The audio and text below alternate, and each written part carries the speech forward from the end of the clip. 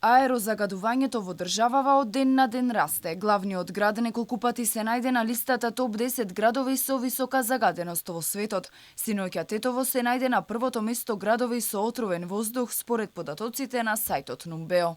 Освен со пандемијата, граѓаните периодов се во уште една борба. Како што би рекле пулмолозите, борба со второто зло. Лекарите предупредуваат да не се излегува надвор од две причини – заштита од коронавирусот и од аерозагадувањето.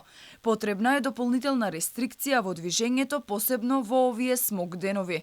Дополнително загрижуваат научните истражувања, кои покажуваат дека има поврзаност меѓу коронавирусот и загадениот воздух, оти се фокусирани кон белодробниот систем. Дека македонските градови се на врвот најзагадени во светот покажува и извештајот на Европската комисија за состојбата со аерозагадувањето.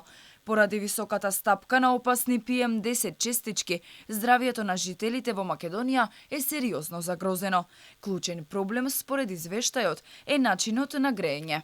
Тоа не е непознато за институциите, затоа беа најавувани бројни мерки во оваа насока.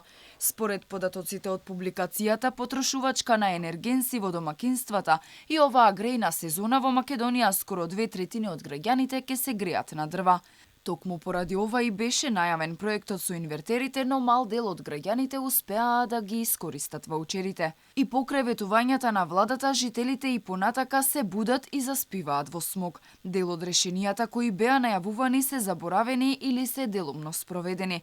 Жителите на главниот град, кој периодов е актуелен поради загадувањето, ке треба да чекаат уште една година да се спроведе решението со јавниот транспорт. Градоначалникот Шилегов најавува мерки кои дури многу подоцна ќе дадат резултат, додека луѓето и сега стравуваат за своето здравје.